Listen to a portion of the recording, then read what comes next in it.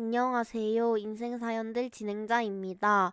오늘도 채널에 방문해주셔서 감사합니다. 2026년 4월 7일 사연 시작하도록 하겠습니다. 야, 병원에서 연락 왔어. 내일 항암 안 되면 엄마 죽는다고. 너 미쳤어? 반지하 원룸 바닥에 앉아 문자를 읽었습니다. 그 아래로 문자가 또 떴습니다. 부재중 전화 99통, 문자 47개. 전부 한 사람한테서 온 겁니다.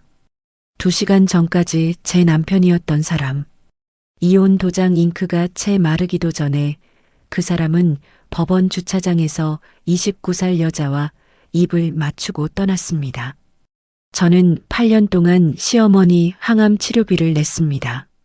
매달 350만 원씩 제 통장에서 병원으로 직접 96번을 빠짐없이. 그런데 그 8년 동안 남편이 한 일은 어머니 보험금 2억을 빼돌려 아파트를 사고 그 여자 아버지한테 돈을 건넨 겁니다. 저는 휴대폰 화면의 자동이체 해지 버튼을 눌렀습니다. 그리고 울려대는 전화기를 뒤집어 바닥에 엎었습니다. 과연 이들 앞에는 어떤 일이 벌어질까요? 오늘의 사연 시작합니다. 사연 시작 전 구독과 좋아요를 눌러주시면 오늘 하루 행운이 가득할 겁니다. 저는 그날 서울가정법원 조정실 안에서 볼펜을 쥐고 있었습니다.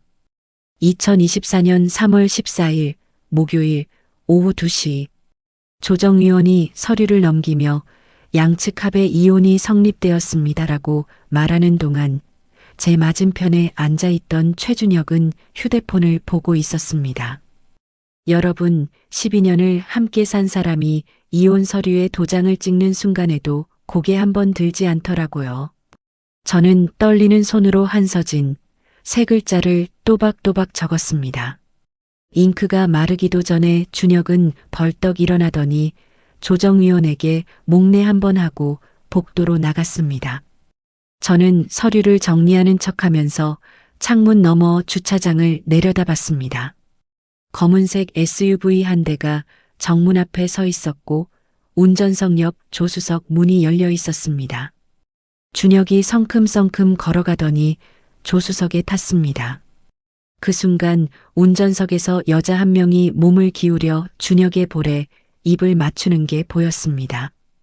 분홍빛 립스틱이 번지는 게 4층 창문에서도 보일 만큼 선명했습니다. 저는 그 여자의 얼굴을 몰랐습니다. 그때까지는요. 조정실을 나서는데 다리에 힘이 풀려서 복도 의자에 주저앉았습니다. 핸드백 안에 들어있는 것이라고는 지갑 하나, 휴대폰 하나, 그리고 편의점에서 산 삼각김밥 하나뿐이었습니다.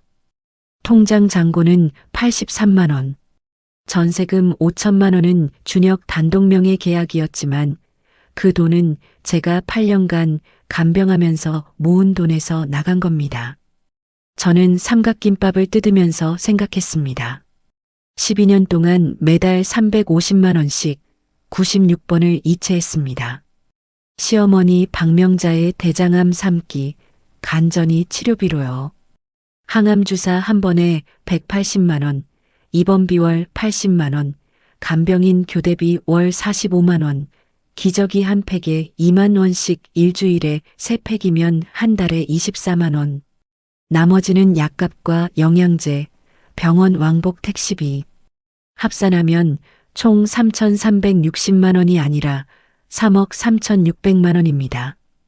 여러분, 3억이 넘는 돈이에요. 제 20대 후반부터 40대 초반까지의 시간이 전부 그 영수증 속에 들어 있었습니다. 저는 원래 간호사였습니다. 서울 소재 대학병원 외과 병동에서 3년 차까지 근무했고 결혼 후에도 1년은 더 다녔습니다. 그런데 시어머니가 쓰러지셨습니다. 대장암 3기 진단이 나오던 날 준혁은 저한테 이렇게 말했습니다. 서진아, 너 간호사잖아.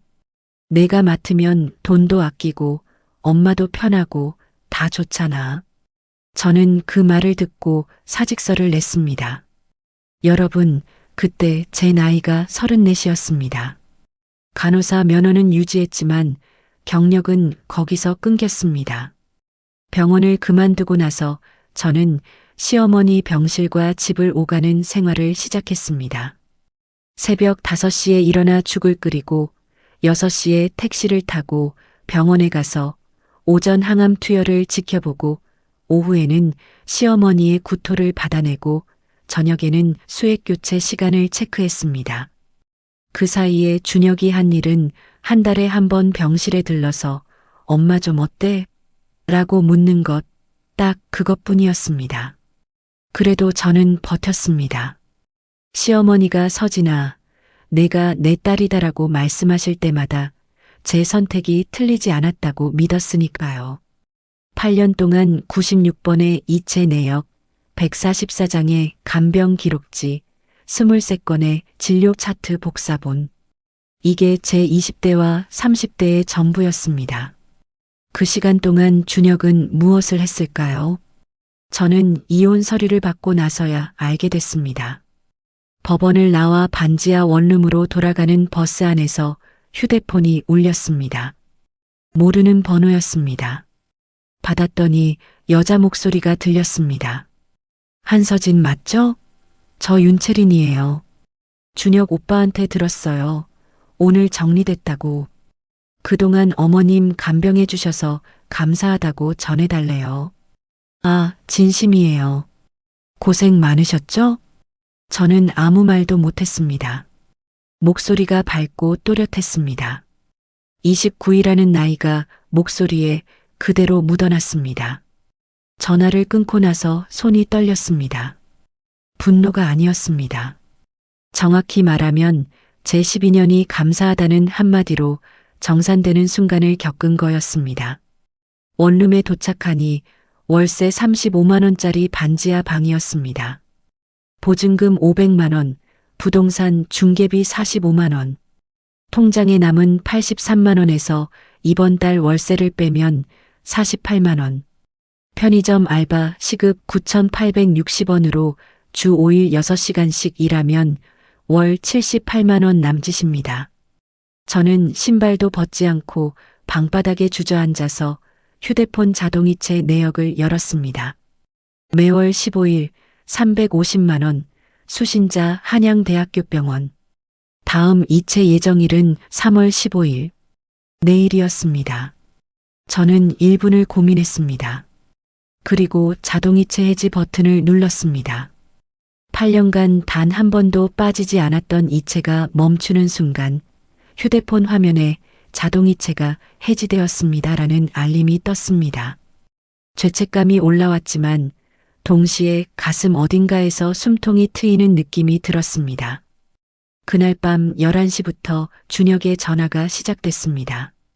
첫 번째 전화를 무시했습니다. 두 번째도 세 번째도 문자가 쏟아졌습니다. 야, 병원에서 연락 왔어. 내일 항암제 비용 결제 안 되면 치료 중단된대. 너 미쳤어? 서진아, 엄마 죽으면 너 때문이야. 알아? 제발 전화 좀 받아. 이러다 진짜 큰일 나. 저는 그 문자들을 하나하나 스크린샷으로 저장했습니다. 99통의 부재중 전화, 47개의 문자. 저는 한 통도 받지 않았습니다. 그리고 다음 날 아침 병원 원무과에 전화를 걸어 한마디만 했습니다. 저 한서진입니다. 오늘부로 박명자 환자의 보호자 자격과 비용 결제 권한을 해제해 주세요. 원무과 직원이 잠시 침묵하더니 본인 확인 절차를 진행했고 해제가 완료됐습니다. 저는 전화를 끊고 나서 옷장 구석에 쌓아둔 박스를 열었습니다. 그 안에는 96장의 이체 확인서, 144장의 간병 기록지, 그리고 졸업앨범 한 권이 있었습니다. 졸업앨범 마지막 페이지에 빛바랜 메모가 붙어 있었습니다. 서진아, 내가 나한테 빌려준 등록금 230만 원 반드시 갚을게. 강도윤. 그 이름 석자가 눈에 들어오는 순간 저는 12년 만에 처음으로 계산을 시작했습니다. 여러분, 저는 버려진 아내가 아니었습니다. 3억 3,600만 원의 채권자였습니다. 이혼 다음 날 3월 15일 금요일 아침 9시 저는 편의점 출근 전에 휴대폰을 열었습니다. 카카오톡 알림이 12개 쌓여 있었는데 전부 예전 직장 동료 이수경한테서 온 거였습니다. 첫 번째 메시지에 링크 하나가 붙어 있었고 그 아래 이수경이 이렇게 적어놨더라고요. 서진아, 이거 너 아니야? 지금 맘카페에서 난리 났어. 빨리 봐. 저는 링크를 눌렀습니다. 네이버 맘카페 살림의 여왕 게시판이었습니다. 제목이 이랬습니다. 시어머니 암 투병 중인데 며느리가 치료비 끊고 도망갔습니다. 조회수가 이미 4,200을 넘어가고 있었고 댓글이 347개 달려 있었습니다. 작성자 닉네임은 체린맘예비. 여러분, 그 이름을 보는 순간 심장이 멈추는 것 같았습니다. 게시글 내용은 이랬습니다. 남편 친구의 전 부인인데요. 시어머니가 대장암 3기로 항암 치료 중이에요. 그런데 이혼하자마자 치료비 자동이체를 끊어버렸대요. 병원에서 내일 항암 못한다고 연락이 왔는데 전화를 안 받는데요. 이런 사람이 간호사 출신이래요. 어떻게 사람이 이럴 수 있죠? 그 아래 제 얼굴 사진이 올라가 있었습니다. 결혼식 때 찍은 사진에서 준혁은 잘라내고 제 얼굴만 확대한 거였습니다. 댓글을 읽기 시작했습니다. 간호사가 환자 치료비를 끊어? 사람이 아니네. 시어머니한테 잘해주는 척하다가 이혼하니까 본색이 나왔구만. 이런 며느리는 이름이랑 얼굴 다 공개해야 됨. 남편이 불쌍하다. 엄마 치료비 때문에 얼마나 급하겠어. 347개 댓글 중에 제 편은 단 한 개도 없었습니다. 저는 화면을 내리다가 손가락이 떨려서 휴대폰을 떨어뜨렸습니다. 바닥에 떨어진 휴대폰 액정에 금이 하나 갔는데 그 금 사이로 댓글이 계속 올라오고 있었습니다. 편의점에 출근해서 카운터 앞에 섰는데 아무것도 할 수가 없었습니다.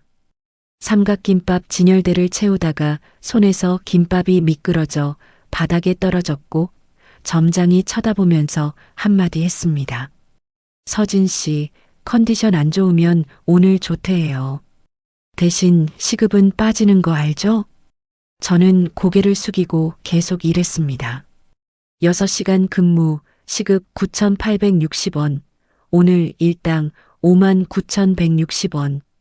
이 돈을 놓칠 수 없었습니다. 통장 잔고 48만 원에서 다음 달 월세 35만 원을 빼면 13만 원이 남습니다. 13만 원으로 한 달을 살아야 합니다. 편의점 유통기한 임박 도시락을 직원 할인 50%에 사면 한 끼에 2,000원. 하루 2끼씩 30일이면 12만 원. 교통비, 통신비, 생필품비를 합치면 이미 마이너스입니다. 퇴근 후 원룸에 돌아와서 다시 맘카페를 열어봤습니다. 조회수가 1만 1,000을 넘었고 댓글은 520개로 늘어나 있었습니다. 그리고 새 게시글이 하나 더 올라와 있었습니다. 속보 치료비 끄는 며느리 신상 추가 정보.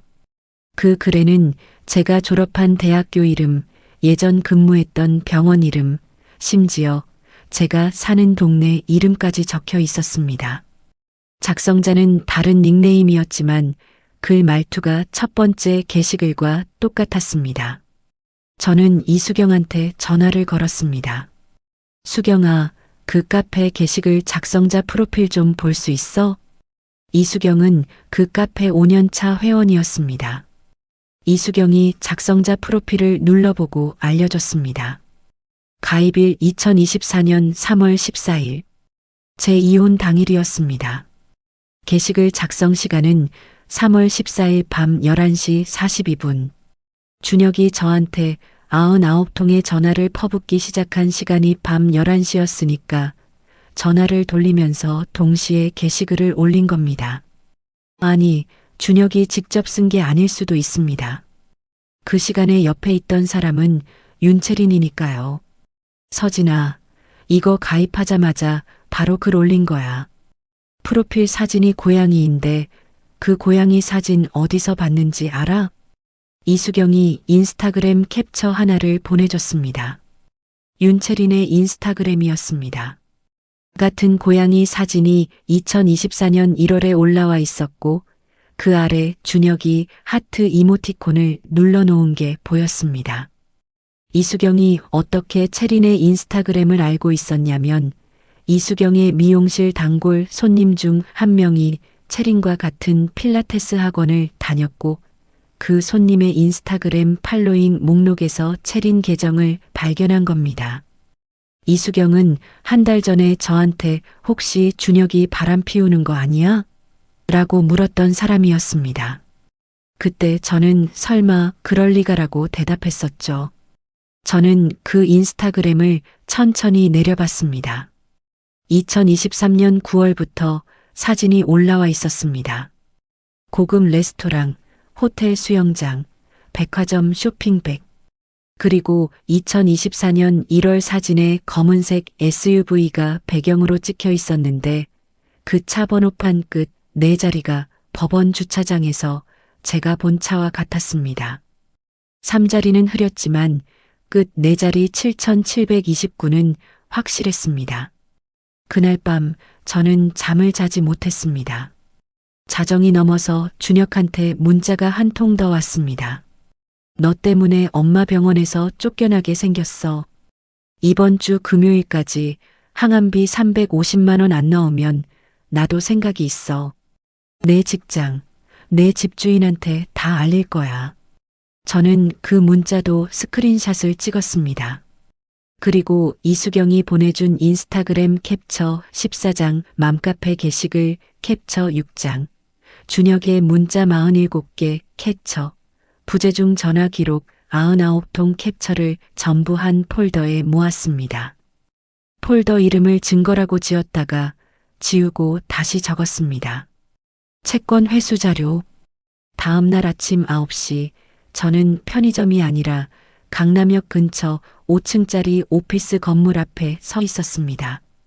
건물 2층에 강도윤 법률사무소, 의료분쟁 전문이라고 적힌 간판이 보였습니다. 졸업앨범에 메모를 남긴 그 강도윤이 여기 있었습니다. 저는 19년 만에 그 이름을 찾아간 겁니다. 엘리베이터 앞에서 1분쯤 멈춰 섰습니다. 핸드백 안에는 96장의 이체 확인서, 144장의 간병 기록지, 그리고 어젯밤 정리한 채권 회수 자료 폴더가 들어 있었습니다. 여러분, 저는 그 엘리베이터 버튼을 누르면서 생각했습니다. 12년 동안 저는 아픈 사람을 돌보는 손이었는데 이제는 빼앗긴 것을 되찾는 손이 되어야 한다고요. 2층 버튼을 누르자 엘리베이터 문이 닫혔습니다. 그 문이 닫히는 3초 동안 착한 며느리 한서진은 완전히 사라졌습니다. 엘리베이터 문이 열리자 좁은 복도 끝에 유리문이 하나 보였습니다. 강도윤 법률사무소라고 적힌 명패 옆에 의료분쟁보험소송 전문이라는 작은 글씨가 붙어 있었습니다. 유리문을 밀고 들어가니 6평 남짓한 사무실이었습니다. 대형 로펌이 아니었습니다. 책상 2개, 서류 캐비닛 4개, 정수기 하나. 벽에는 변호사 자격증과 대한변호사협회 등록증이 나란히 걸려 있었고 그 옆에 의료소송 승소 사례집이라고 적힌 바인더가 꽂혀 있었습니다. 책상 앞에 앉아있던 여자가 고개를 들었습니다. 강도윤이었습니다. 43세, 단발머리, 안경 위로 날카로운 눈. 도윤은 저를 3초쯤 바라보더니 자리에서 천천히 일어났습니다. 한서진? 서진아, 너 맞아? 저는 고개를 끄덕였습니다. 19년 만이었습니다. 대학교 간호학과 2학년 때 도윤은 법학과 복수 전공을 하면서 등록금이 모자랐고 저는 장학금에서 230만 원을 빌려줬습니다. 도윤은 졸업 후 로스쿨에 진학했고 저는 결혼을 했고 연락이 끊긴 지 17년이 지나 있었습니다. 졸업앨범 메모가 아니었으면 이 사무실을 찾아오지 못했을 겁니다. 도윤이 종이컵에 물을 따라 제 앞에 놓으면서 물었습니다. 무슨 일이야? 얼굴이 반이 됐다. 저는 핸드백에서 서류 뭉치를 꺼내 책상 위에 올렸습니다. 96장의 이체 확인서, 144장의 간병 기록지, 맘카페 게시글 캡처 6장, 인스타그램 캡처 14장, 준혁의 문자 47개 캡처, 부재중 전화 기록 99통 캡처. 도윤은 한 장씩 넘기면서 아무 말 없이 30분을 읽었습니다. 사무실에 정수기 물 떨어지는 소리만 들렸습니다. 서진아, 이 96건 이체 내역 전부 내 이름으로 된 계좌에서 나간 거 맞지? 맞다고 했습니다. 제 국민은행 계좌에서 한양대학교병원 원무과 계좌로 직접 이체한 겁니다. 준혁의 계좌를 거친 적이 없습니다. 도윤이 볼펜을 집어 메모지에 숫자를 적기 시작했습니다. 월 350만 원, 96개월, 총 3억 3,600만 원. 이건 내가 시어머니 박명자의 치료비를 직접 부담한 내역이고 며느리에게 법적 부양 의무가 없으니까 이건 사실상 증여 아니면 제3자 변제야. 돌려받을 근거가 있어. 도윤은 거기서 멈추지 않았습니다. 이체 확인서를 다시 펼치더니 수신 계좌를 확인하고 한양대학교병원 원무과에 전화를 걸었습니다. 통화가 연결되기까지 3분. 도윤은 환자 보호자 변경 이력을 확인해달라고 요청했고 원무과는 개인정보 동의 없이는 불가하다고 답했습니다. 도윤이 수화기를 내려놓고 저한테 물었습니다. 시어머니 박명자 명의로 가입된 보험 있어? 암보험이든 실손보험이든. 저는 기억을 더듬었습니다. 결혼 초기에 준혁이 엄마 보험은 내가 알아서 하니까 신경 쓰지 말라고 했던 적이 있습니다. 그 뒤로 보험 서류를 본 적이 없었습니다. 도윤은 고개를 끄덕이더니 전화기를 다시 들었습니다. 이번에는 생명보험협회 통합조회 시스템에 접속할 수 있는 법률 조력 절차를 확인하는 전화였습니다. 서진아, 보험금 수령 내역을 확인하려면 박명자 본인 동의가 필요해. 그런데 지금 시어머니와 연락이 돼? 될 리가 없었습니다. 보호자 자격을 해제한 이상 병원 측에서도 제게 환자 정보를 주지 않을 것이고 준혁은 당연히 연결을 막을 겁니다. 도윤이 메모지를 넘기면서 다른 방법을 꺼냈습니다. 신우이가 있다고 했지? 최수빈. 수빈이가 박명자의 자녀잖아. 수빈이를 통해서 동의서를 받을 수 있어. 수빈은 준혁의 여동생입니다. 나이 35, 결혼 후 경기도 분당에 살고 있었고 저와 사이가 나쁘지 않았습니다. 명절 때마다 옳게 오빠 대신 제가 미안해요라고 말하던 사람이었습니다. 다만 이혼 후에는 연락을 하지 않았습니다. 도윤이 말했습니다. 수빈이한테 연락해서 2가지를 부탁해. 첫째, 어머니 명의 보험 가입 이력 조회 동의서. 둘째, 가족단체 카카오톡 대화방 캡처. 준혁이 치료비에 대해 뭐라고 말했는지 기록이 남아있을 수 있어. 저는 그 자리에서 수빈한테 카카오톡을 보냈습니다. 10분이 지나도 답이 없었습니다. 20분 뒤에 전화가 왔습니다. 수빈의 목소리는 낮고 조심스러웠습니다. 옳게, 아니 서진 언니. 나 오빠한테 언니 이혼 소식 들었어. 그런데 오빠가 카페에 글 올린 거 나도 봤어. 그거 채린이가 쓴 거야. 오빠 옆에서 웃으면서 쓰는 거 봤어. 나 그날 엄마 병문안 갔다가 오빠 차에서 내리는 거 봤거든. 여러분, 이 말을 듣는 순간 머릿속에서 퍼즐 조각이 맞춰지기 시작했습니다.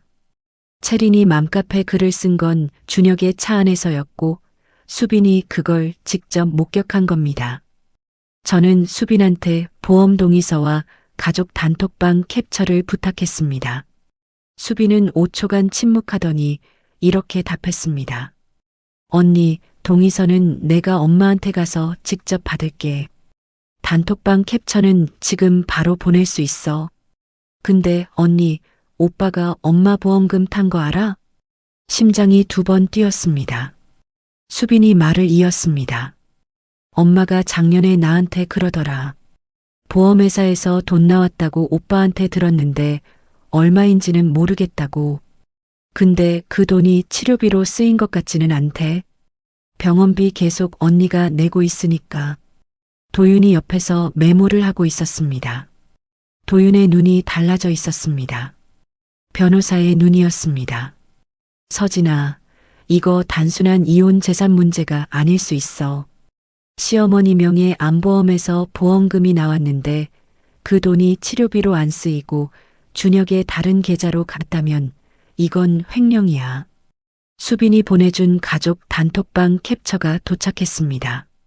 2023년 6월부터 2024년 2월까지의 대화였습니다. 준혁이 단톡방에 적은 내용 중 핵심이 되는 것들이 있었습니다. 엄마 치료비는 서진이가 알아서 하고 있으니까 걱정 마. 보험금은 내가 관리하고 있어. 나중에 정산할게. 수빈아, 넌 신경 쓰지 마. 다 처리하고 있어. 도윤은 이 캡처들을 한 장씩 출력하면서 날짜와 내용을 표로 정리하기 시작했습니다. 그날 오후 3시, 도윤은 저한테 2가지를 정리해 줬습니다. 첫째, 민사소송 방향. 며느리에게 시부모 부양 의무가 없으므로 제가 지출한 3억 3,600만 원은 부당이득, 반환 또는 사무관리 비용 상환 청구가 가능하다. 둘째, 형사고발 방향. 시어머니 명의 암보험 보험금을 준혁이 개인 용도로 사용했다면 이는 횡령죄 또는 배임죄에 해당할 수 있다. 다만 보험금 정확한 금액과 사용처를 확인하려면 금융거래 추적이 필요하고 이를 위해 2사람의 도움이 더 필요하다고 했습니다. 내가 아는 회계사가 한 명 있어. 정태호. 법인 자금 추적 전문이야. 그리고 디지털 포렌식, 그러니까 컴퓨터나 휴대폰에 남아있는 전자 기록을 분석하는 전문가 한진우도 연결해 줄 수 있어. 태호는 돈의 흐름을 추적하고 진우는 채린이가 올린 게시글이 정말 채린이 것인지 전자적으로 확인할 수 있어. 저는 도윤을 바라보면서 물었습니다. 도윤아, 착수금은 얼마야? 도윤이 3초쯤 저를 바라보더니 서랍에서 서류 한 장을 꺼냈습니다. 위임 계약서였습니다. 착수금 란에 영원이라고 적혀 있었고 그 옆에 성공 보수 회수 금액의 10%라고 적혀 있었습니다. 서진아, 19년 전에 230만 원 빌려준 거 기억하지? 나 그거 아직 못 갚았어. 이자 붙이면 한참이야. 이건 그 빚의 이자라고 생각해. 저는 위임 계약서에 서명했습니다. 볼펜을 쥔 손이 어제 이혼장에 서명할 때보다 훨씬 단단했습니다. 도윤이 곧바로 전화기를 들었습니다. 첫 번째 전화는 회계사 정태호에게, 두 번째는 디지털 포렌식 전문가 한진우에게, 세 번째 전화는 가정법 전문 변호사 서하영에게였습니다. 여러분, 3월 15일 오후 4시 22분. 그 시각부터 저의 팀이 만들어졌습니다. 법률, 회계, 디지털 분석. 저 혼자서는 할 수 없는 일이었습니다. 하지만 19년 전에 빌려준 230만 원이 변호사 한 명을 데려왔고 그 변호사가 회계사와 포렌식 전문가를 데려왔습니다. 돈은 없었지만 96장의 영수증과 144장의 간병 기록지가 있었습니다. 그리고 그날 저녁 수빈한테 카카오톡이 하나 더 왔습니다. 언니, 엄마 보험 동의서 받았어. 내일 아침에 사무소로 가져갈게. 저는 휴대폰을 내려놓고 반지하 방 천장을 올려다봤습니다. 천장에 물 얼룩이 3개 있었습니다. 어제까지는 그 얼룩이 제 인생처럼 보였는데 오늘은 달라 보였습니다. 내일부터 진짜 싸움이 시작되는 겁니다.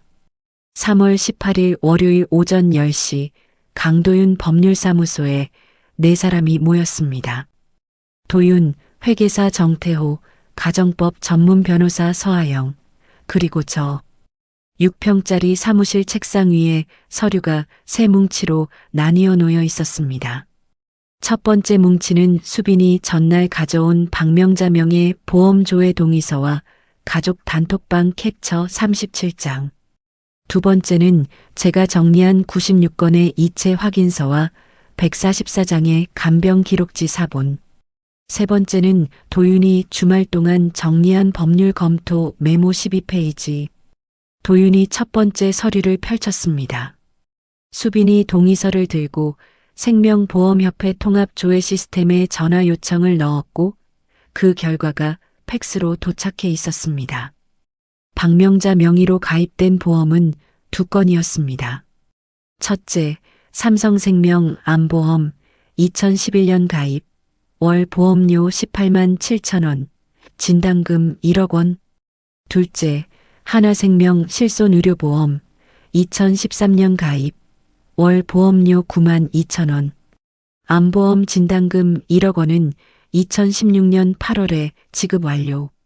실손보험 보장 한도 누적 청구액은 1억 1,500만 원으로 2016년부터 2023년까지 7년간 분할 지급. 합산하면 총 2억 1,500만 원이었습니다. 여러분, 2억 1,500만 원입니다. 제가 8년 동안 매달 350만 원씩 96번을 이체한 총액이 3억 3,600만 원인데 그 기간 동안 보험에서 2억 1,500만 원이 나왔다는 뜻입니다. 그 돈이 치료비로 쓰였다면 제가 부담할 금액은 1억 2,100만 원이면 충분했습니다. 나머지 2억 1,500만 원은 어디로 간 겁니까? 정태호가 안경을 밀어 올리면서 팩스 서류의 수령 계좌란을 가리켰습니다. 수령 계좌를 보세요. 두 건 모두 같은 계좌입니다. 우리은행, 예금주 C&J 컴퍼니, C&J 컴퍼니. 저는 그 이름을 들어본 적이 없었습니다. 태호가 노트북을 열고 국세청 홈택스 사업자 등록 공개 정보를 조회했습니다. C&J 컴퍼니, 대표자 최준혁, 업종 부동산 임대업, 등록일 2016년 5월 3일. 시어머니가 암 진단을 받은 게 2016년 4월이었고 보험 진단금 1억 원이 지급된 게 2016년 8월이었습니다. 준혁은 어머니의 암 진단 한 달 뒤에 법인을 설립하고 3달 뒤에 보험금을 그 법인 계좌로 수령한 겁니다. 서하영 변호사가 메모를 하면서 물었습니다. 서진 씨, 이 회사에 대해서 남편한테 들은 적 있어요? 한 번도 없었습니다. 준혁은 직업을 프리랜서 컨설턴트라고 했고 명함에도 개인 이름만 적혀 있었습니다. 법인이 있다는 말을 한 적이 없습니다. 하영이 고개를 끄덕이면서 도윤을 봤습니다. 이거 전형적인 1인 법인 사적 유용 패턴이에요. 본인 돈이든 어머니 보험금이든 법인 계좌에 넣어놓고 법인 경비로 뺐으면 세금도 줄이고 나중에 추적도 어렵게 만드는 거죠. 태호가 노트북 화면을 돌려서 보여줬습니다. 국세청 공개 정보만으로는 법인 내부 거래 내역까지는 볼 수 없지만 등기부등본을 통해 이 법인이 소유하거나 임대한 부동산이 있는지 확인할 수 있다고 했습니다. 태호가 인터넷 등기소에 접속해서 C&J 컴퍼니 명의 부동산을 검색했습니다. 결과가 두 건 나왔습니다. 첫째, 경기도 용인시 수지구 아파트 84제곱미터 2019년 매입, 매매가 4억 2천만 원. 둘째, 서울 강남구 역삼동 오피스텔 33제곱미터 2022년 매입, 매매가 2억 8천만 원. 저는 그 화면을 보면서 숨이 막혔습니다. 제가 반지하 원룸에서 월세 35만 원을 걱정하고 있을 때 제 돈으로 치료비를 내는 동안 빠져나간 보험금으로 아파트와 오피스텔이 사진 겁니다. 태호가 등기부등본에 을고 그러니까 대출과 담보 기록을 확인하면서 말했습니다. 용인 아파트는 근저당 설정이 하나 있는데 채권자가 개인이에요. 윤상철, 금액 1억 2천만 원. 윤상철, 윤채린의 아버지입니다. 도윤이 볼펜을 탁 내려놓았습니다. 정리하자. 시어머니 명의 보험금 2억 1,500만 원이 준혁의 1인 법인 계좌로 들어갔고 그 법인으로 부동산 2채를 매입했어. 그중 용인 아파트에 채린의 아버지 윤상철이 1억 2천만 원을 빌려준 형태로 근저당이 잡혀 있어. 이건 보험금 횡령의 법인 사적 유용, 거기에 상간녀 측과의 자금 연결까지 있는 거야. 하영이 법률 메모에 적고 있던 내용을 읽어줬습니다. 이혼 후 재산분할 청구 소멸시효는 2년이므로 2026년 3월까지 소송을 제기해야 한다. 현재 2024년 3월이니까 시간은 충분하지만 보험금 횡령건은 형사 공소시효가 5년이므로 2021년 이전 거래부는 시효가 임박해 있다. 빨리 움직여야 한다. 도윤이 저한테 물었습니다. 서진아, 시어머니한테 이 사실을 알려야 해. 보험금이 치료비로 안 쓰이고 준혁의 법인으로 갔다는 걸 시어머니 본인이 알아야 진술서를 쓸 수 있어. 수빈이한테 부탁해서 병실에서 만날 수 있겠어? 저는 수빈한테 전화를 걸었습니다. 수빈은 망설이다가 한 가지 조건을 걸었습니다. 언니, 엄마한테 충격 줄 수 있어. 내가 먼저 엄마 상태 확인하고 의사 선생님한테 면담 가능한지 물어볼게. 엄마 지금 3차 항암 중간이라 몸이 많이 약해져 있거든. 맞는 말이었습니다. 박명자는 대장암 3기에 간 전이까지 진행된 상태였고 3차 항암 치료가 중단되면 종양이 다시 커질 수 있다고 담당이가 말한 적이 있었습니다. 제가 치료비 이체를 끊은지 나흘째. 병원이 즉시 치료를 중단하지는 않겠지만 미수금이 쌓이면 다음 항암 스케줄에 영향이 갈 수 있습니다. 그 사이 태호는 법인 계좌의 자금 흐름을 더 정밀하게 추적하기 위해 필요한 절차를 설명했습니다. 민사소송을 제기하면서 법원에 금융거래정보 제출 명령을 신청할 수 있습니다. 그러면 C&J 컴퍼니 우리은행 계좌의 입출금 내역 전체를 받을 수 있어요. 거기서 보험금 2억 1,500만 원이 어디로 빠져나갔는지 한 건씩 추적하면 됩니다. 도윤이 화이트보드에 구조도를 그렸습니다. 맨 위에 박명자 보험금 2.15억, 그 아래 화살표로 C&J 컴퍼니 법인 계좌, 거기서 다시 세 갈래 화살표. 첫째, 용인 아파트 매입 4.2억 중 일부. 둘째, 역삼 오피스텔 매입 2.8억 중 일부. 셋째, 윤상철 근저당 1.2억. 화이트보드 한쪽에 빨간 글씨로 사용처 미상 추정 3,500만 원 이상이라고 적었습니다. 저는 그 화이트보드를 휴대폰으로 찍었습니다. 도윤이 말했습니다. 오늘부터 모든 자료는 세부씩 복사해. 하나는 내 사무실 캐비닛, 하나는 내가 보관, 하나는 하영이 사무실. 혹시 한 곳이 털려도 나머지 2곳이 남아야 해. 하영이 일어서면서 마지막으로 확인했습니다. 서진 씨, 지금 이 상태로 민사소송과 형사고발을 동시에 진행하면 상대방이 반격할 겁니다. 맘카페 글은 시작이에요. 준혁이 역으로 서진 씨를 협박이나 공갈로 고소할 가능성도 있어요. 각오가 되셨어요? 여러분, 저는 1초도 망설이지 않았습니다. 통장에 48만 원밖에 없고 반지하 원룸에서 유통기한 임박 도시락으로 끼니를 때우고 인터넷에 제 얼굴이 떠돌고 있는 상황이었습니다. 이보다 더 나빠질 게 없었습니다. 저는 고개를 끄덕였고 도윤은 화이트보드 맨 아래에 날짜를 적었습니다. 소송 목표일 2024년 4월 15일. 한 달 안에 소장을 법원에 넣겠다는 뜻이었습니다. 사무실을 나서는데 도윤이 저를 불러 세웠습니다. 서진아, 한 가지만 기억해. 이건 복수가 아니야. 내가 쓴 돈을 돌려받는 거야. 법적으로 정당한 채권 회수야. 감정적으로 흔들리면 져. 숫자로 싸워야 이겨. 저는 엘리베이터를 타고 1층으로 내려오면서 화이트보드 사진을 다시 봤습니다. 2억 1,500만 원. 그 돈이 제 시어머니를 살리는 데 쓰였어야 했는데 준혁의 아파트와 오피스텔이 되어 있었습니다. 그리고 그 부동산에 채린 아버지의 돈이 엮여 있었습니다. 저는 건물 밖으로 나와 강남역 사거리 횡단보도 앞에 섰습니다. 신호가 빨간불이었습니다. 파란불로 바뀌기를 기다리는 47초 동안 저는 96장의 영수증이 법정에서 어떤 무게를 가질지 계산하고 있었습니다.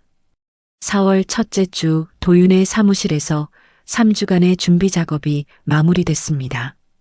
책상 위에는 A사 바인더 3권이 놓여 있었습니다. 1번 바인더에는 민사소장과 증거 목록, 2번 바인더에는 형사 고발장과 첨부자료, 3번 바인더에는 가압류 신청서와 부동산 등기부등본 사본이 들어 있었습니다.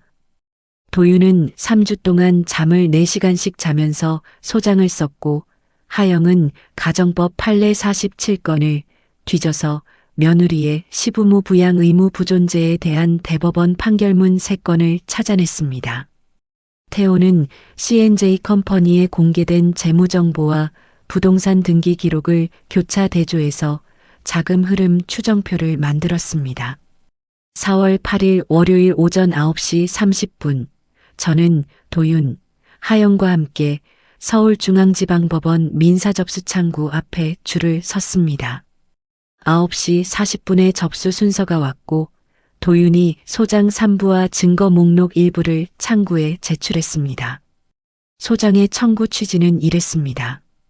피고 최준혁은 원고 한서진에게 부당이득금 3억 3,600만 원 및 이에 대한 지연이자를 지급하라. 피고 최준혁은 박명자 명의 보험금 2억 1,500만 원을 법인 계좌로 수령하여 사적으로 유용하였으므로 해당 금원의 반환을 구한다. 접수 직원이 도장을 찍고 사건 번호를 부여했습니다. 2024가 XXXXX 그 번호가 찍힌 접수증을 받아든 순간 저는 손바닥에 땀이 차 있다는 걸 알았습니다. 같은 날 오전 11시 도윤은 같은 법원 보전처분 창구에 가압류 신청서를 냈습니다. 대상은 2건, C&J 컴퍼니 명예 용인시 수지구 아파트 84제곱미터, 그리고 같은 법인 명예 역삼동 오피스텔 33제곱미터. 가압류 신청 사유는 채무자가 부동산을 제3자에게 처분하거나 담보를 추가 설정할 우려가 있으므로 보전의 필요성이 있다였습니다. 도윤이 말했습니다. 가압류가 걸리면 준혁은 이 부동산을 팔 수도 대출을 더 받을 수도 없어. 움직이지 못하게 발목을 잡는 거야. 오후 2시 법원을 나와서 서울 서초경찰서로 이동했습니다. 도윤과 저 두 사람이 지능범죄수사팀 민원실에 앉았습니다. 형사 고발장의 피고 발의는 최준혁, 죄명은 횡령 및 배임. 고발 내용의 핵심은 이랬습니다. 피고 발인 최준혁은 어머니 박명자 명의의 암보험 진단금 1억 원 및 실손보험 보장금 1억 1,500만 원, 합계 2억 1,500만 원을 본인이 대표로 있는 C&J 컴퍼니 법인 계좌로 수령한 뒤 해당 금원을 환자의 치료 목적이 아닌 부동산 매입 등 사적 용도로 사용하였다. 고발장에는 보험협회 조회 결과 법인 등기부등본, 부동산 등기부등본, 가족 단톡방 캡처 37장이 첨부됐습니다. 접수를 마치고 경찰서를 나오는데 오후 3시 47분이었습니다. 저는 편의점 오후 근무 시간에 늦어서 점장한테 전화를 걸었고 점장은 오늘 빠지면 내일부터 시간 줄일 수도 있어요 라고 말했습니다. 저는 알겠다고 답하고 전화를 끊었습니다. 시급 9,860원의 알바를 잃을 수 있는 상황이었지만 오늘은 그게 중요하지 않았습니다. 4월 10일 수요일 가압류 결정이 나왔습니다. 도윤의 예상보다 이틀 빨랐습니다. 법원 보전처분부가 신청 당일 기록을 검토하고 이틀 뒤에 가압류 결정문을 발부한 겁니다. 도윤이 전화로 알려줬습니다. 서진아, 가압류 결정 났어. 용인 아파트와 역삼 오피스텔 둘 다. 오늘 중으로 등기소에 촉탁 들어가니까 내일이면 등기부에 가압류가 찍혀. 4월 11일 목요일 인터넷 등기소에서 등기부등본을 다시 떼어봤습니다. 두 부동산 모두 갑구의 가압류, 채권자 한서진, 청구 금액 3억 3,600만 원이라는 기재가 올라가 있었습니다. 제 이름 세 글자가 준혁 소유의 부동산에 박혀 있는 걸 보는 순간, 여러분, 제 손이 떨렸는데 이번에는 분노가 아니라 다른 종류의 떨림이었습니다. 12년 동안 영수증만 쌓아왔던 사람이 처음으로 법의 힘을 빌린 순간이었습니다. 준혁이 가압류 사실을 안 건 그날 저녁이었을 겁니다. 등기부에 가압류가 찍히면 법인거래 은행에서 알림이 가고 부동산 담보대출이 있으면 은행에서도 연락이 옵니다. 4월 11일 밤 9시 12분 준혁한테 전화가 왔습니다. 저는 받지 않았습니다. 그러자 문자가 왔습니다. 너 나한테 소송 건 거야? 가압류? 미쳤어? 내가 뭘 어쨌다고? 저는 그 문자를 스크린샷 찍어서 도윤한테 보냈습니다. 도윤의 답은 짧았습니다. 응답하지 마. 다 기록으로 남겨. 그 뒤로 준혁의 문자가 11통 더 왔습니다. 처음에는 협박투였고 중간에는 회유투로 바뀌었고 마지막에는 사정하는 투가 됐습니다. 서진아, 우리 그래도 12년인데 이렇게까지 할 거야? 엄마가 이 사실 알면 충격받아. 너도 그거 원하는 거 아니잖아. 내가 잘못한 거 있으면 만나서 이야기하자. 소송은 취하해. 저는 12통의 문자를 전부 스크린샷으로 저장했습니다. 답장은 한 통도 하지 않았습니다. 그리고 4월 12일 금요일 아침 준혁의 전화기가 꺼졌습니다. 전화를 걸면 전원이 꺼져 있는 상태라는 안내 메시지만 나왔습니다. 도윤은 이 상황을 예상했다는 듯이 말했습니다. 도망치는 게 아니라 변호사를 구하러 간 거야. 이제 상대편도 법률 대리인을 세울 거고 다음 연락은 변호사를 통해 올 거야. 그 사이 다른 일이 진행되고 있었습니다. 디지털 포렌식 전문가 한진우가 맘카페 게시글의 작성자 추적 결과를 보내왔습니다. 진우는 게시글에 첨부된 제 결혼식 사진의 파일 속성을 분석했습니다. 사진 파일의 최종 수정 시각은 2024년 3월 14일 오후 11시 38분이었고 원본 사진의 촬영 기기 정보에는 아이폰 15 프로 맥스가 찍혀 있었습니다. 제 휴대폰은 갤럭시 A24이고 준혁의 휴대폰도 갤럭시 S23이었습니다. 아이폰 15 프로 맥스를 쓰는 사람은 채린이었습니다. 이수경이 확보한 채린의 인스타그램 게시물에서 셀카 속 휴대폰 케이스가 아이폰 15 프로 맥스용이었고 진우가 인스타그램 사진들의 공개 메타데이터를 대조해서 동일 기기 사용을 확인한 겁니다. 여러분, 이게 왜 중요하냐면요. 맘카페 게시글을 올린 사람이 채린이라는 물증이 만들어진 겁니다. 게시글 작성자 닉네임이 채린맘예비인 것만으로는 증거가 약하지만 첨부 사진의 기기 정보와 채린의 인스타그램 기기 정보가 일치하면 이건 명예훼손 고소의 핵심 증거가 됩니다. 도윤은 이 자료를 받자마자 추가 고소장을 준비하기 시작했습니다. 피고소인 윤채린, 죄명정보통신망법 위반 명예훼손 및 개인정보보호법 위반. 한편 수빈한테서 연락이 왔습니다. 언니, 엄마한테 말씀드렸어. 보험금이 오빠 회사로 갔다는 거. 엄마가 한참 동안 아무 말도 못 하시더니 내가 그 돈 준 적 없다. 보험금 나온 건 알았는데 준혁이가 치료비로 쓴다고 했다고 하셨어. 수빈은 병실에서 박명자의 이 말을 녹음하지는 못했지만 메모지에 시어머니가 한 말을 받아 적었고 그 자리에 간병인 정순이가 함께 있었다고 했습니다. 정순이는 제가 8년간 함께 교대 간병을 했던 60세 간병인으로 시어머니와 저 두 사람의 간병 생활을 가장 가까이에서 지켜본 증인이었습니다. 도윤이 이 소식을 듣고 즉시 두 가지를 지시했습니다. 첫째, 수빈과 정순이를 증인으로 확보하기 위한 진술서 작성 일정을 잡을 것. 둘째, 박명자 본인의 잡힐 진술서를 확보할 것. 진술서 내용은 보험금 수령 사실을 알았으나 치료비로 사용되는 줄 알았고 법인 계좌로 입금된 사실이나 부동산 매입에 사용된 사실은 몰랐다는 취지여야 한다고 했습니다. 수빈이 이 역할을 맡기로 했습니다. 다음 주 화요일 수빈이 병원에 가서 시어머니의 잡힐 진술서를 받아오기로 했습니다. 4월 12일 금요일 저녁 저는 반지하 원룸으로 돌아와 이번 주에 일어난 일을 정리했습니다. 월요일 소장 접수, 가압류 신청, 수요일 가압류 결정, 목요일 등기 완료, 준혁 문자 폭탄, 금요일 준혁 잠적, 채린 명예훼손 증거 확보, 시어머니 진술 확보 착수.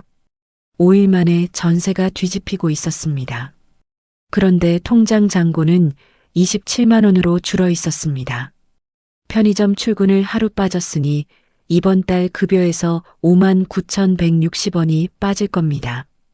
냉장고에는 유통기한 하루 지난 우유 한 팩과 컵라면 3개가 전부였습니다. 저는 컵라면 하나에 물을 부으면서 휴대폰으로 법원 나의 사건 검색 페이지를 열었습니다. 사건 번호를 입력하니 진행 중이라는 상태가 떴습니다. 3분 뒤에 면이 불었지만 젓가락을 들지 않고 화면을 계속 보고 있었습니다. 여러분, 27만 원짜리 통장을 가진 사람이 7억짜리 부동산에 가압류를 걸어놓은 겁니다. 웃겨야 할 상황인데 웃음이 나오지 않았습니다. 대신 컵라면을 먹으면서 다음 주 할 일 목록을 적었습니다. 화요일 수빈 병원 동행, 수요일 정순이 진술서 작성, 목요일 태호와 법인 계좌 추적 보안. 메모장 맨 위에 적은 제목은 4월 셋째 주 작전이었습니다. 4월 15일 화요일 오전 8시 현관문을 두드리는 소리에 잠이 깼습니다. 반지하 원룸 현관문에는 초인종이 없어서 누가 오면 문을 직접 두드려야 했습니다. 잠옷 차림으로 문을 여니 건물주 김태원이 서 있었습니다. 60대 초반 회색 점퍼에 슬리퍼 차림. 김태원은 이 건물 1층에서 부동산 중개사무소를 운영하면서 동시에 건물 전체를 소유하고 있는 사람이었습니다. 저한테 임대차 계약서를 내밀면서 말했습니다. 한서진 씨, 계약 갱신 거절 통지서예요. 계약 만료일이 9월인데 갱신 안 할 겁니다. 건물 수리 계획이 있어서요. 저는 통지서를 받아들고 내용을 읽었습니다. 임대차보호법상 갱신 거절 사유로 건물의 대수선 계획이 적혀 있었고 하단에 김태원의 도장이 찍혀 있었습니다. 9월이면 5달 뒤입니다. 보증금 500만 원을 돌려받는다 해도 서울에서 500만 원으로 들어갈 수 있는 방은 거의 없습니다. 저는 김태원한테 물었습니다. 건물 수리 계획이라는 게 구체적으로 뭔가요? 이 건물 외벽이나 배관 공사 예정이 있나요? 김태원은 눈을 피하면서 그건 나중에 알려줄게요라고 말하고 돌아갔습니다. 저는 문을 닫고 휴대폰을 들어 도윤한테 통지서 사진을 찍어 보냈습니다. 10분 뒤 도윤에게서 답이 왔습니다. 서진아, 임대차보호법 제6조 2.3에 따르면 갱신 거절 사유가 대수선이면 실제 공사 계획서와 허가증이 있어야 해. 구청 건축과에 이 건물 수선 허가 신청 내역이 있는지 확인해 볼게. 아마 없을 거야. 도윤의 예상대로였습니다.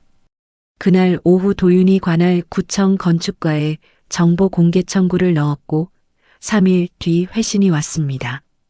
김태원 소유 건물에 대한 대수선 허가 신청 내역은 없었습니다.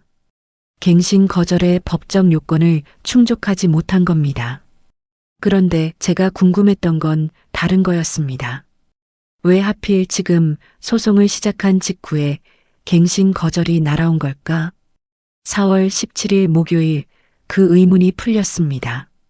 태호가 김태원의 부동산 중개사무소 사업자 정보를 조회하다가 한 가지를 발견했습니다. 김태원의 중개사무소가 2023년에 중개한 거래 목록 중에 역삼동 오피스텔 33제곱미터 매수인 C&J 컴퍼니라는 기록이 있었던 겁니다. 준혁이 2022년에 매입한 역삼동 오피스텔의 중개를 김태원이 한 거였습니다.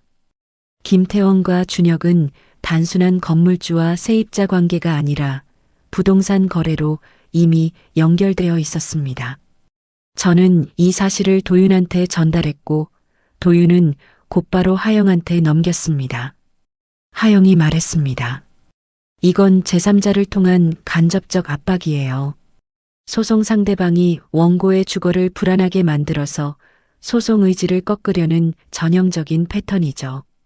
갱신 거절 무효 확인과 동시에 소송 방해 정황 증거로 활용할 수 있어요. 그런데 갱신 거절은 시작이었습니다. 같은 날 오후 5시 도윤의 사무실로 등기우편이 하나 도착했습니다. 발신인은 법무법인 정엘리, 대리인 변호사 정기훈. 봉투를 열자 반소장이 나왔습니다. 피반소원고 한서진에 대하여 반소원고 최준혁은 다음과 같이 반소를 제기한다. 청구 취지 피반소원고 한서진은 반소원고 최준혁에게 위자료 5천만 원을 지급하라. 반소 이유를 읽어 내려갔습니다. 피반소원고 한서진은 이혼 후 반소원고의 어머니 박명자에 대한 항암 치료비 자동이체를 일방적으로 중단하여 환자의 치료에 중대한 위험을 초래하였다. 이는 사회 통념상 용인되기 어려운 가혹행위에 해당하며 반소원고 및 그 가족에게 극심한 정신적 고통을 가하였다. 여러분, 제가 8년간 치료비를 낸 사람인데 치료비를 그만 내는 게 가혹행위라는 겁니다. 도윤은 반소장을 2번 읽고 책상 위에 내려놓았습니다. 예상했던 수야. 공격을 받으면 역고소로 방어하는 전형적인 방식이지. 중요한 건 이거야, 서진아. 며느리에게 시부모 부양 의무가 없다는 건 민법 제974조와 대법원 판례로 확립돼 있어. 이혼한 전 며느리에게는 더더욱 없고 이체를 중단한 건 법적 의무가 없는 행위를 멈춘 것뿐이야. 위자료 청구 근거가 될 수 없어. 하영이 반소 답변서 초안을 작성하기 시작했습니다. 핵심 반박 논리는 3가지였습니다. 첫째, 민법상 며느리의 시부모 부양 의무 부존재.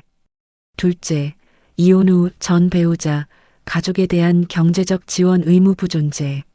셋째, 오히려 원고가 법적 의무 없이 8년간 3억 3,600만 원을 부담한 것은 호의에 의한 것이며 호의의 중단은 불법행위가 아니다.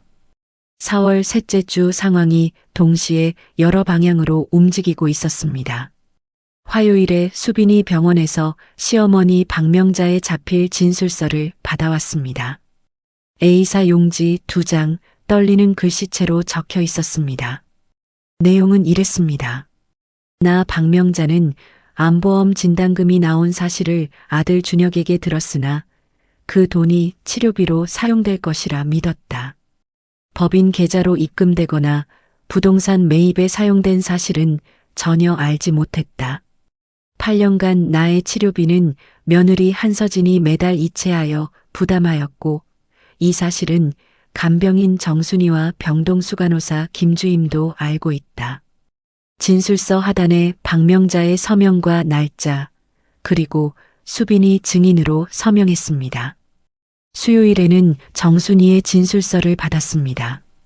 정순이는 한양대학교병원 5층 간병인 대기실에서 도윤을 만났고 40분간 면담 후 진술서에 서명했습니다. 진술 내용의 핵심은 이랬습니다. 한서진은 8년간 거의 매일 병원에 와서 환자를 돌봤고 치료비와 간병 비용을 본인 계좌에서 직접 납부했다. 최준혁은 월 12회 짧게 방문했으며 비용을 납부하는 것을 본 적이 없다. 목요일에는 또 다른 일이 벌어졌습니다. 이수경한테 카카오톡이 왔습니다. 서진아, 맘카페에 새 글 올라왔어. 이번에는 너 편의점 위치까지 적혀 있어. 맘카페 살림의 여왕에 새 게시글이 올라와 있었습니다. 제목 치료비 끄는 며느리, 현재 5호동 편의점에서 알바 중. 게시글에는 제가 일하는 편의점의 간판 사진과 내부에서 카운터에 서 있는 저의 뒷모습 사진이 올라와 있었습니다. 사진이 찍힌 각도로 보아 편의점 입구 유리문 밖에서 촬영한 것이었습니다. 댓글에는 직접 가서 따지자 저런 인간이 편의점에서 일한다고 같은 내용이 달리고 있었습니다. 저는 이수경한테 그 게시글을 전부 캡처해달라고 부탁했습니다. 게시글 작성 시간, 작성자 닉네임, 댓글 전체, 첨부 사진. 이수경이 15분 만에 캡처 22장을 보내왔습니다. 새 게시글의 작성자 닉네임은 나연인의 살림이었고 가입일은 2024년 4월 15일. 갱신 거절 통지서가 날아온 바로 그날이었습니다. 진우한테 이 캡처를 보냈습니다. 진우는 첨부된 편의점 사진 2장의 파일 속성을 분석했고 다음날 결과를 보내왔습니다. 사진 촬영 기기는 삼성 갤럭시 S24 울트라였고 촬영 날짜는 4월 14일 오후 7시 22분이었습니다. 촬영 장소의 GPS 좌표가 사진에 그대로 남아 있었는데 이건 촬영자가 위치 정보 설정을 끄지 않았기 때문입니다. 진우가 말했습니다. 이 사진을 찍은 사람은 편의점에서 약 3m 거리에 서서 촬영했어요. GPS 좌표가 정확하게 편의점 앞 인도를 가리키고 있습니다. 갤럭시 S23 울트라 사용자가 누구인지 특정할 수 있으면 미행 및 촬영 행위에 대해 스토킹 처벌법 위반으로 고소할 수 있습니다. 갤럭시 S23 울트라. 이수경이 확인해준 바에 따르면 체린의 필라테스 학원 동기 김나연이 인스타그램에 올린 셀카에서 같은 기종의 케이스가 찍혀 있었습니다. 닉네임 나연인의 살림의 나연과 김나연의 나연. 도윤은 이 연결고리를 정리하면서 고소장에 추가할 내용을 메모했습니다. 체린이 직접 글을 올린 게 아니라 주변 사람을 시켜서 미행하고 게시글을 작성하게 한 거야. 이건 조직적인 명예훼손이자 스토킹이야. 체린과 나연, 두 사람 다 피고 소인에 포함시킬 수 있어. 4월 넷째 주 금요일 도윤의 사무실 화이트보드에는 새로운 구조도가 그려져 있었습니다. 왼쪽에는 공격 반소 5천만 원 갱신 거절 온라인 명예훼손 2차. 오른쪽에는 방어 및 반격 반소 답변서 갱신 거절 무효 확인 명예훼손 추가 고소 스토킹 고소. 가운데에는 핵심 증거라고 적혀 있었고 그 아래 12가지 항목이 번호 순으로 나열되어 있었습니다. 96건 이체 확인서, 144장 간병 기록지, 보험협회 조회 결과, 법인 등기부등본, 부동산 등기부등본 이건 가족 단톡방 캡처 37장, 맘카페 게시글 캡처 28장, 인스타그램 캡처 14장, 사진 파일 기기 분석 보고서, 이건 박명자 자필 진술서, 정순이 진술서, 문자부재 중 전화 기록 캡처. 저는 그 화이트보드를 한참 동안 서서 봤습니다. 2달 전까지 저는 이 증거들 중 절반도 가지고 있지 않았습니다. 도윤과 하영과 태호와 진우와 수빈과 이수경, 이 사람들이 각자의 자리에서 한 조각씩 모아준 겁니다. 준혁 쪽은 반소와 갱신 거절과 맘카페 글이라는 세 방향에서 저를 압박하고 있었지만 저한테는 12가지 증거가 있었습니다. 도윤이 화이트보드 앞에 서서 마커를 들었습니다. 다음 주에 반소 답변서 제출하고 명예훼손 추가 고소장 접수한다. 그리고 태호가 법원에 신청한 금융거래정보 제출 명령이 곧 나올 거야. 그게 나오면 C&J 컴퍼니 계좌의 전체 입출금 내역을 볼 수 있어. 거기서 2억 1,500만 원이 정확히 어디로 갔는지 한 건씩 추적할 거야. 저는 사무실을 나와 버스를 탔습니다. 창밖으로 강남역 내거리가 지나갔습니다. 버스 요금 1,400원, 통장 잔고 19만 원, 다음 달 편의점 급여일까지 열흘. 저는 버스 손잡이를 잡고 서서 다음 주 일정을 머릿속으로 정리했습니다. 여러분, 돈은 바닥이 나고 있었지만 증거는 쌓이고 있었습니다. 어느 쪽이 먼저 한계에 도달할지 그게 이 싸움의 승패를 가르는 거였습니다. 5월 둘째 주 법원에서 금융거래정보 제출 명령이 나왔습니다. 태호가 우리은행 강남지점에 명령서를 제출했고 사명업일 뒤인 5월 15일 수요일에 C&J 컴퍼니 법인 계좌에 2016년 5월부터 2024년 3월까지 전체 입출금 내역서가 A사 용지 89장 분량으로 도착했습니다. 태호는 그날 밤부터 사흘간 숫자만 들여다봤습니다. 저도 도윤의 사무실에서 함께 앉아 형광펜으로 보험금 입금 내역을 표시하는 작업을 도왔습니다. 결과는 이랬습니다. 2016년 8월 17일 삼성생명 암보험 진단금 1억 원 입금, 2016년 10월부터 2023년 9월까지 하나생명 실손보험 보장금 총 1억 1,500만 원 분할 입금, 합계 2억 1,500만 원. 이 돈이 들어온 뒤 나간 내역을 태호가 추적했습니다.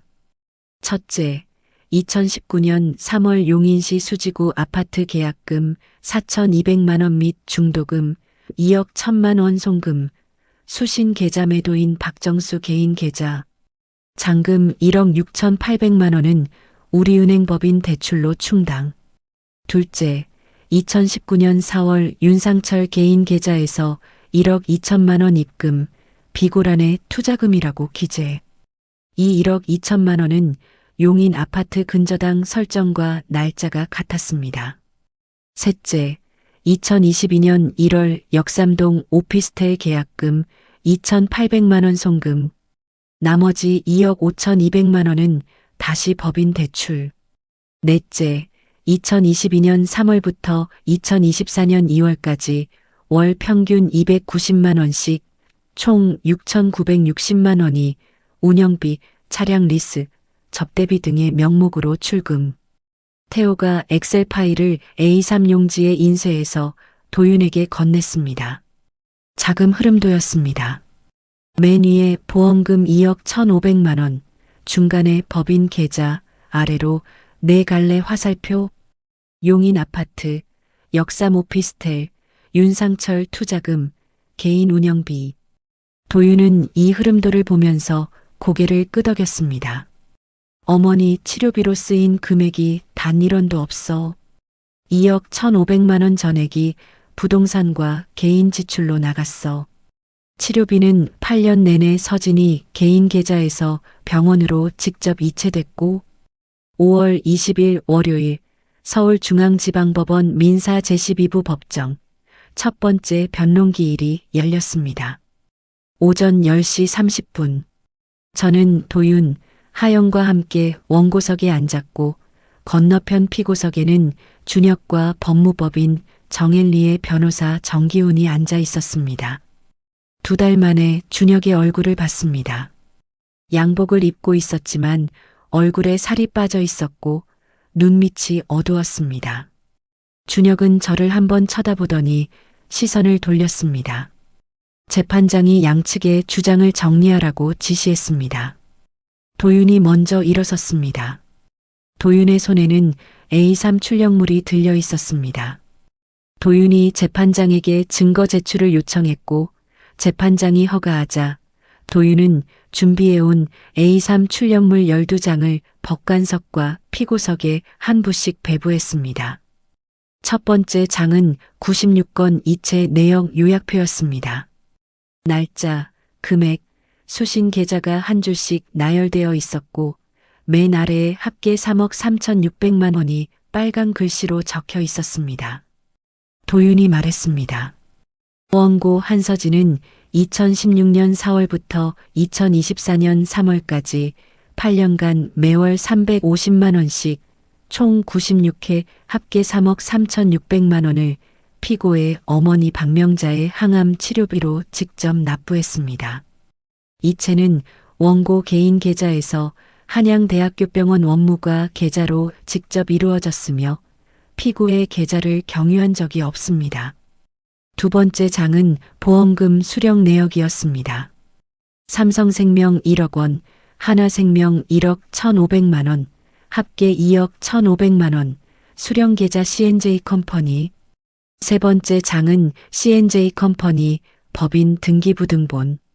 대표자 최준혁, 설립일 2016년 5월 3일.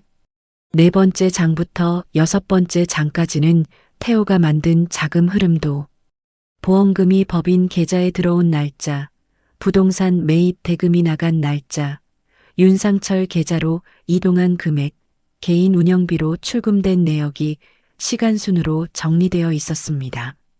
일곱 번째 장은 용인 아파트 등기부등본이었고 여덟 번째 장은 역삼 오피스텔 등기부등본이었습니다. 아홉 번째 장은 박명자의 자필 진술서 사본, 열 번째 장은 정순이의 진술서 사본, 11번째 장은 가족 단톡방 캡처 중 핵심 대화 발췌본으로 준혁이 엄마 치료비는 서진이가 알아서 하고 있으니까 걱정 마, 보험금은 내가 관리하고 있어라고 적은 부분이 형광색으로 간조되어 있었습니다. 12번째 장은 맘카페 게시글과 편의점 미행 사진의 디지털 포렌식 분석 보고서였습니다. 재판장이 12장을 한 장씩 넘기면서 읽었습니다. 법정안이 조용했습니다. 종이 넘기는 소리만 들렸습니다. 재판장이 피고 측을 바라보며 말했습니다. 피고 측, 원고가 제출한 증거에 대해 인부를 밝혀주십시오. 피고 측 변호사 정기훈이 일어섰습니다. 정기훈은 A3 출력물을 넘기면서 30초쯤 침묵했습니다. 그리고 말했습니다. 재판장님, 피고 측은 이체 내역 96건의 존재 자체는 인정합니다. 다만 이는 부부 공동생활 중 상호 합의에 의한 가계 지출의 일부로서 원고의 일방적 부당이득 주장은 사실과 다릅니다. 도윤이 즉시 반박했습니다. 재판장님, 피고와 원고는 이혼한 상태이며 해당 이체는 원고 단독명의 계좌에서 병원으로 직접 이루어졌습니다. 피고 측이 주장하는 상호 합의의 증거가 있습니까? 합의서, 각서 또는 피고가 치료비를 공동 부담했다는 이체 내역이 있습니까? 정기훈이 잠시 멈췄습니다. 현재 그 부분에 대한 자료는 추가 준비 중입니다. 도윤이 재판장을 향해 말했습니다. 원고 측은 피고가 치료비를 단 1원도 부담하지 않았음을 입증할 수 있습니다.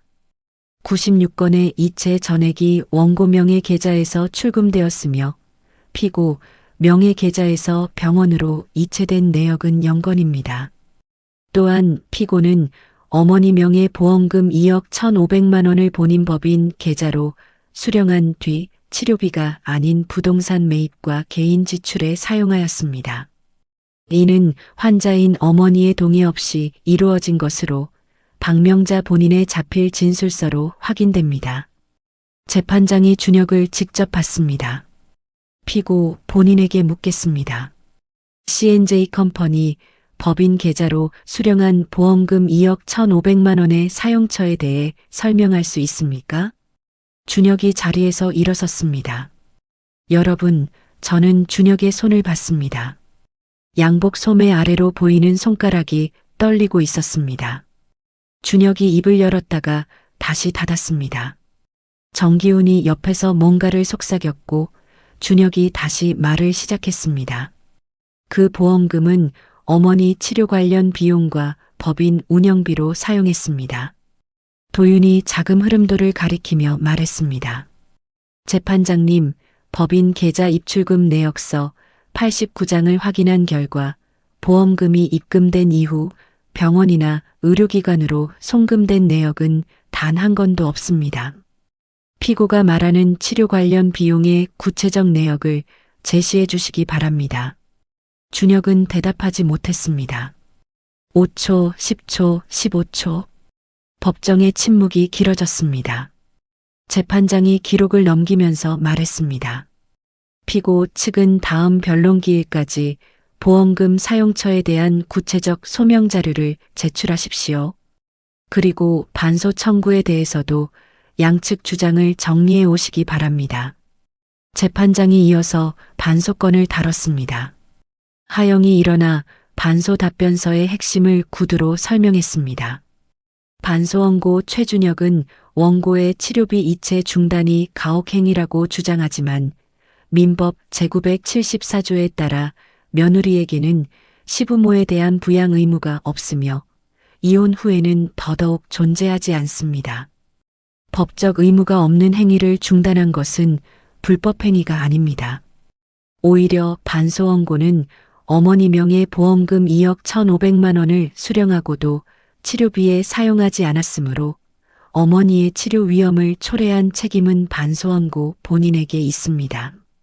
재판장이 고개를 끄덕이면서 양측의 다음 변론 기일을 6월 10일로 지정한다고 고지했습니다. 법정을 나서는데 준혁과 복도에서 마주쳤습니다. 준혁의 변호사 정기훈이 옆에 서 있었고 정기훈이 준혁의 팔을 잡아 저쪽으로 이끌었습니다. 준혁은 저를 한 번 봤습니다. 12년 결혼 생활 동안 한 번도 본 적 없는 표정이었습니다. 두려움이었습니다. 법원 로비를 나오면서 도윤이 말했습니다. 준혁 측 변호사가 다음 기일까지 보험금 사용처 소명 자료를 내야 하는데 낼 수가 없을 거야. 치료비로 쓴 내역이 없으니까. 법인 계좌 전체가 우리 손에 있어. 준혁이 어떤 숫자를 갖다 붙여도 우리 자료랑 안 맞으면 끝이야. 하영이 덧붙였습니다. 형사 쪽도 움직이고 있어요. 서초경찰서 지능범죄수사팀에서 고발 접수 후 보험금 횡령 건으로 준혁한테 출석 요구서를 보냈대요. 경찰 조사가 시작되면 법인 계좌 외에 개인 계좌까지 추적 범위가 넓어질 수 있어요. 저는 법원 앞 벤치에 앉아서 핸드백 안에 봉투를 열었습니다. 오늘 아침 편의점 점장한테 받은 4월분 급여 명세서, 근무시간 96시간, 세전 94만 6,560원, 새우 수령액 약 85만 원. 이번 달은 하루 결근이 없었으므로 풀 근무였습니다. 월세 35만 원, 통신비 3만 원, 교통비 4만 원, 식비 12만 원, 남는 돈 31만 원. 여전히 빠듯했지만 법정에서 준혁이 입을 열지 못한 그 15초의 침묵이 31만 원보다 무거웠습니다. 도윤이 벤치 옆에 서서 햇빛을 올려다보면서 말했습니다. 서진아, 다음 기일에 끝장을 내자. 보험금 흐름, 반소 기각, 명예훼손 추가 증거. 세 개를 한꺼번에 들이밀면 상대가 합의로 나올 수밖에 없어. 저는 고개를 끄덕이고 벤치에서 일어났습니다. 법원 정문을 나서면서 뒤를 돌아봤습니다. 2달 전에 이 건물 4층 조정실에서 이혼장에 서명했을 때는 이 건물이 제 인생의 끝이라고 생각했습니다. 그런데 오늘은 같은 건물 민사법정에서 준혁이 15초 동안 말을 잇지 못하는 걸 봤습니다. 같은 건물인데 저는 완전히 다른 사람이 되어 나온 겁니다. 6월 첫째 주 두 번째 변론기일을 열흘 앞두고 준혁 측에서 먼저 연락이 왔습니다. 정기훈 변호사가 도윤에게 전화를 걸어 합의 의사를 타진한 겁니다. 도윤이 통화 내용을 정리해서 저한테 알려줬습니다. 정기훈이 이렇게 말했어. 의뢰인 최준혁이 원만한 합의를 희망한다. 합의 조건을 협의하고 싶다. 내가 물었지. 합의 조건 제시하라고. 정기훈이 제시한 금액은 5천만 원. 전세금 반환 포함해서. 여러분, 제가 8년간 쓴 돈이 3억 3,600만 원이고 보험금 횡령 금액이 2억 1,500만 원이고 전세금이 5천만 원인데 전부 합쳐서 5천만 원에 끝내자는 소리였습니다. 저는 도윤한테 물었습니다. 도윤아, 우리가 받아야 할 금액이 얼마라고 생각해? 도윤이 메모지를 꺼냈습니다. 지난 2달간 하영, 태우와 함께 산정한 청구 금액 구조를 읽어줬습니다. 첫째, 전세금 원금 반환 5천만 원. 이 돈은 제 계좌에서 나간 것이므로 반환 의무가 명확했습니다. 둘째, 치료비 부당이득 반환. 3억 3,600만 원 전액을 청구하되 현실적으로 법원이 인정하는 범위를 고려하면 보험금으로 충당됐어야 할 2억 1,500만 원가의 차액인 1억 2,100만 원이 원고 순수 부담분이고 이중 법원 판결 예상 인용률 6,070%를 적용하면 약 7천만 원에서 8,500만 원 사이. 셋째, 명예훼손 및 스토킹에 대한 위자료 청구. 채린과 나연을 상대로 별도 손해배상 소송을 진행하면 각각 1,000만 원에서 2천만 원 수준. 넷째, 반소기각 시 피고 측의 소송 비용 부담. 도윤이 계산기를 두드렸습니다. 현실적으로 법원 판결까지 가면 1년 이상 걸리고 준혁이 항소하면 23년이야. 그 시간 동안 내 생활비가 나와야 하고 시어머니 치료도 계속돼야 해. 합의로 가되 우리가 주도권을 쥐고 금액을 올려야 해. 도윤은 정기훈에게 우리 측 합의 조건을 서면으로 발송했습니다. 조건은 4가지였습니다. 첫째, 전세금 5천만 원 전액 반환. 이건 협상의 여지가 없는 확정 금액. 둘째, 치료비 및 부대비용 보전금 4천만 원. 제가 부담한 3억 3,600만 원 중 보험금으로 충당됐어야 할 부분과 간병 기간의 소득, 상실분을 감안한 최소 금액. 셋째, 시어머니 박명자의 향후 치료비를 위한 의료비 전용 신탁 설치. 보험금 2억 1,500만 원 중 법인 계좌에 남아있는 잔액과 부동산 처분 대금의 일부를 신탁에 넣고 병원 치료비로만 사용 가능하도록 법원 감독하에 운영. 넷째, 윤채린의 명예훼손 및 스토킹 건에 대한 합의금 2천만 원과 공개 사과문 게시. 합산하면 현금 수령분이 1억 1천만 원이고 의료비 신탁은 별도였습니다. 도윤이 말했습니다. 준혁이 이 조건을 수용하면 형사고발은 합의 이행 확인 후 취하할 수 있어. 이건 당근이야. 형사 쪽이 살아있으면 준혁은 전과자가 돼. 부동산 임대업을 하는 사람한테 횡령 전과는 치명적이지. 6월 3일 화요일 정기훈에게서 회신이 왔습니다. 준혁 측의 수정 제안은 이랬습니다. 전세금 5천만 원은 수용. 치료비 보전금은 4천만 원에서 2,500만 원으로 감액 요청. 의료비 신탁은 원칙적으로 수용하되 신탁 금액 협의 필요. 채린건 합의금 2천만 원은 과도하므로 1,000만 원과 비공개 사과로 대체 요청. 도윤과 하영과 저 세 사람이 사무실에서 1시간 동안 논의했습니다. 하영이 먼저 의견을 냈습니다. 치료비 보전금 2,500만 원은 받아들이기 어려워요. 이 금액이 줄어들면 서진 씨의 실질 회수액이 너무 낮아져요. 8년간 3억 3,600만 원을 쓴 사람이 7,500만 원만 받는 셈이거든요. 최소 3,500만 원은 확보해야 해요. 도윤이 동의했습니다. 체린건도 양보하면 안 돼. 맘카페 게시글 2건, 편의점 미행 사진, 스토킹 정황까지 있는데 1,000만 원은 나자. 1,500만 원에 공개 사과문 게시로 맞서자. 저는 두 사람의 의견을 듣고 결정했습니다. 치료비 보전금 3,500만 원, 체린 합의금 1,500만 원과 맘카페 공개 사과문 게시. 나머지는 원한 유지. 합산 현금 수령분 1억 원. 도윤이 수정 합의안을 정기훈에게 발송했습니다. 6월 5일 목요일 오후 4시 정기훈에게서 전화가 왔습니다. 준혁 측이 수정안을 수용한다는 내용이었습니다. 다만 한 가지 조건이 추가됐습니다. 합의서의 양측은 본 합의 내용을 제3자에게 공개하지 않는다는 비공개 조항을 넣자는 것. 도윤은 이 조건을 수용했습니다. 맘카페 공개 사과문은 체린 본인이 게시하는 것이므로 비공개 조항과 충돌하지 않았습니다. 6월 9일 월요일 서울중앙지방법원 민사조정실에서 합의서 서명이 이루어졌습니다. 오전 10시 원고석에 저와 도윤과 하영이, 피고석에 준혁과 정기훈이 앉았습니다.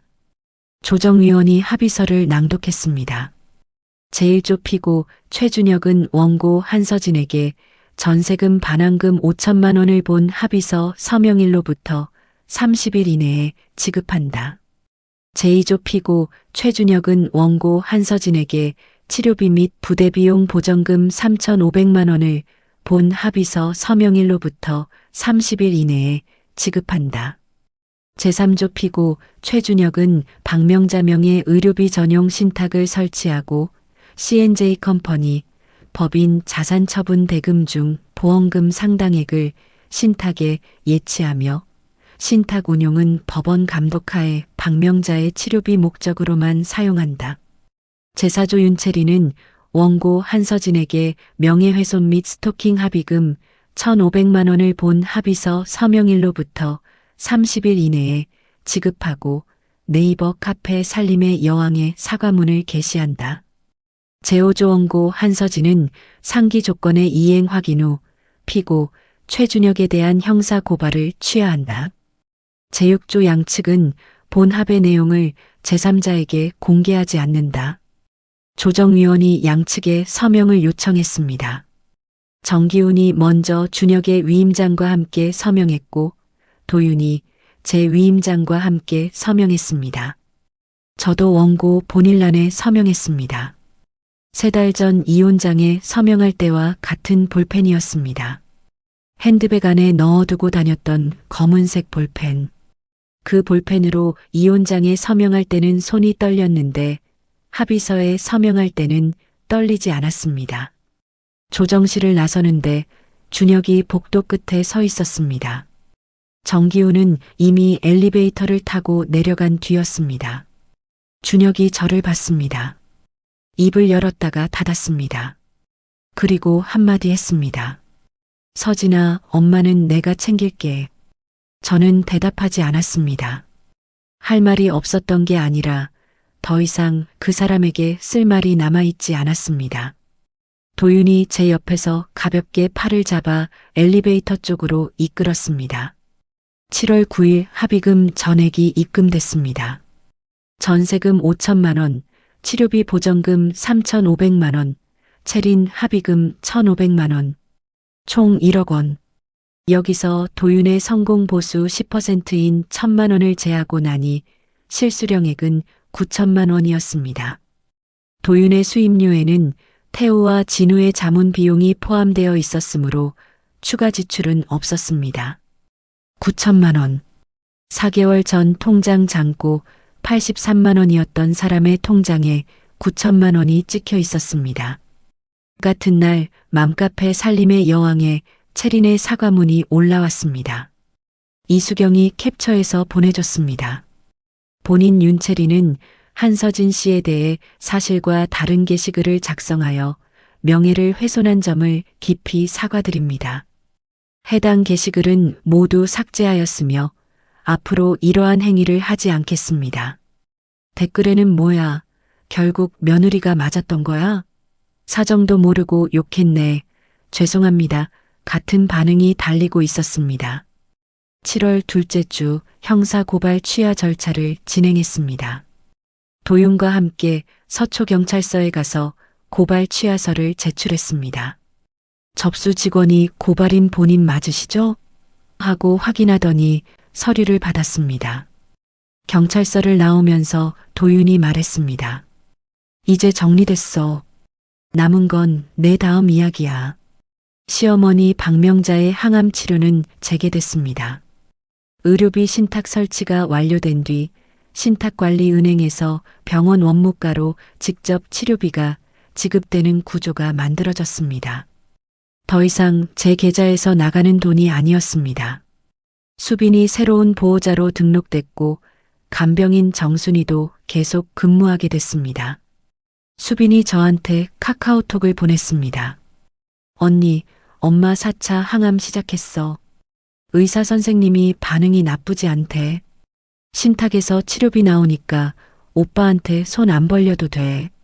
고마워, 언니. 저는 수빈의 메시지를 읽고 답장을 적었습니다. 수빈아, 어머니 잘 부탁해. 그리고 고마운 건 나야.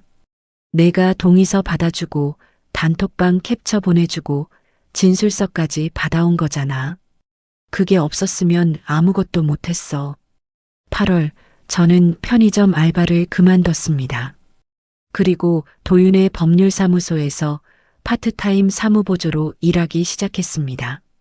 주 3일, 하루 5시간, 월 급여 120만 원. 편의점보다 시간은 줄었지만 급여는 올랐고 무엇보다 의료 분쟁 사건 서류를 정리하면서 제가 8년간 해온 간병 경험이 쓸모가 있다는 걸 깨달았습니다. 환자의 치료 기록을 읽는 법, 보험금 청구 서류를 해석하는 법, 간병비 산정 기준을 아는 법, 간호사 면허와 8년간의 간병 경력이 법률사무소에서 전혀 다른 가치를 만들어내고 있었습니다. 9월, 도윤이 저한테 한 장의 안내문을 건넸습니다. 대한법률구조공단에서 운영하는 의료분쟁 상담 코디네이터 양성과정 모집 공고였습니다. 수강기간 3개월, 수료 후 공단 소속 상담 코디네이터로 활동 가능. 저는 신청서를 작성해서 제출했습니다. 10월에 교육이 시작됐고 12월에 수료했습니다.